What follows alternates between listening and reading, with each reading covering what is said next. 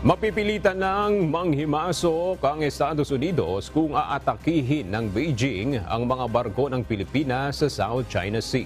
Ito ang babala ni US President Joe Biden kasunod ng banggaan ng Chinese vessel at Philippine supply boat na Unaiza May 2 noong linggo.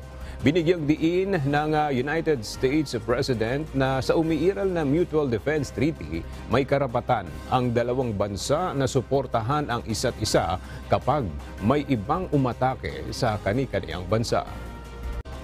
Walang karapatang makialam ang Estados Unidos sa problema sa pagitan ng Pilipinas at China.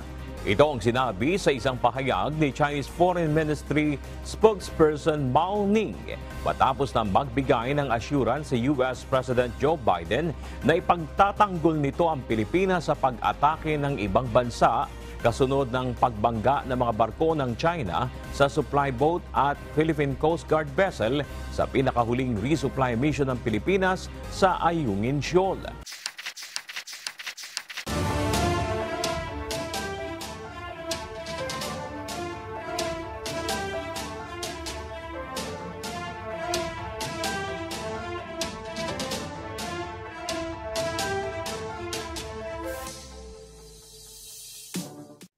Tingin ko baka hindi naman. Dahil una, nagsisimula pa lang. No? Ikalawa, ay sa tulong ng social media. No? Merong yung galit na yan, yung, nag-channel siya sa isang bagong uri ng patriotism. No? Yan yung kwan. At dahil nagsisimula pa lang, yung gestation period ay medyo matagal pa. No? Ibig sabihin, magpapatuloy pa yan. No? Pero yung sinasabi mo na sana hindi naman lumala, yun din ang concern ko. Dahil noong 1980s, nangyari yan sa Spratlys eh. Minasaker yung mga Vietnamese sailors. Mahigit 70 yung patay. Ayoko mangyari yan. No? Ang kaibahan kasi noon sa Vietnam, wala silang Mutual Defense Treaty sa US. Tayo meron eh. So pwedeng mag-scale up yan into a bigger conflict. No? Dahil katabi lang natin yung another possible conflict sa Taiwan. Tapos mangyayari pa sa atin yung ganyang klase na pwedeng lumala. At ang kaibahan, may MDT. No? May MDT, may Mutual Defense. Ayaw naman natin na magkaroon ng gera dito sa ating bakuran. Imbis na makipag-water cannon tayo sa isa't isa, no? Na wala namang laban yung ating host, yung ating host laban sa water cannon nila, no? Ay i-weather the storm pa rin natin. At gamitin natin yan to inform the Filipino people dahil meron pa rin mga Pilipino na hindi nauunawaan yung West Philippine Sea issue. Na yung West Philippine Sea ay mas malaki pa sa ating landmass. Mas mayaman pa sa ating landmass. No? Kaya ang nakataya rito, yung kinabukasan ng ating mga future generation. Marami pa rin Pilipino, hindi nauunawaan yung ating victory sa UNCLOS.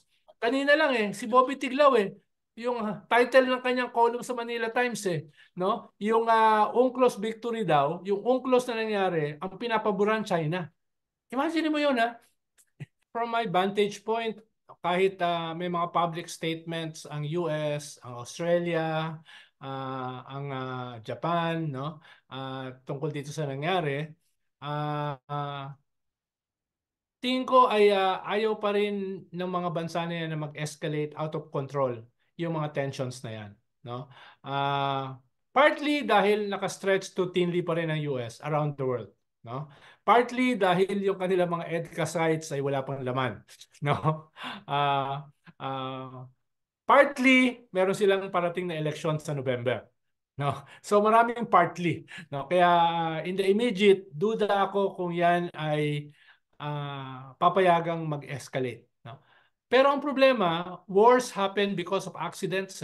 No? May nagkamali ng pindot, may isang yung bangga ay nahati yung barko, no, lumubog, no? Kaya yan yung problema.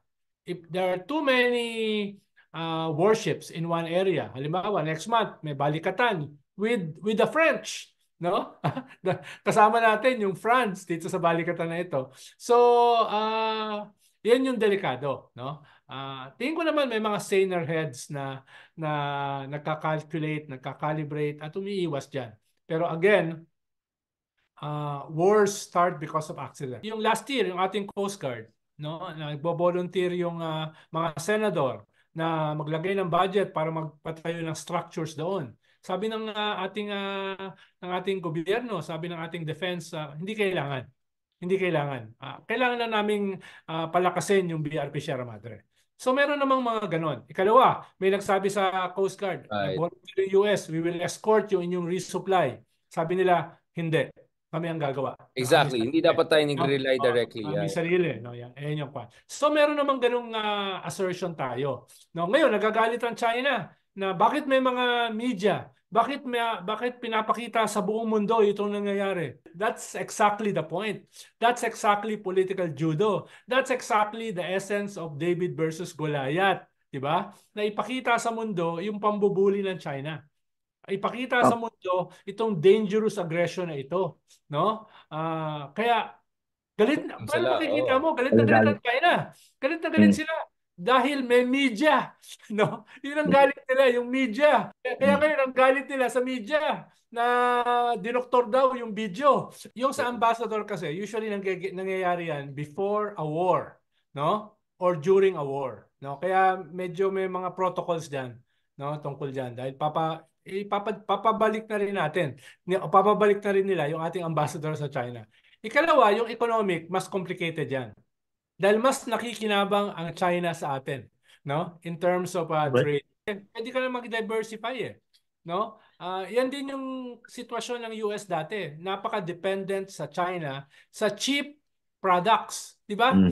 Pag titignan mo yung mga malls ng US, puro made in China or made in Mexico eh. Pero nakapag-diversify na sila ngayon, away from China. So nakapag-diversify na sila. Tayo ang hindi pa. Nagustuhan niyo ba ang ganitong pagtalakay? Mag-follow sa Informador FB page at mag-subscribe sa Informador YouTube channel. Ang Informador ay nilikha ng mga staff ni Atty. Ricky Tumutorgo, aka Insurrecto, upang lalong lumawak ang inaabot ng pagpapalaganap ng katotohanan at labanan ang fake news at kasinungalingan.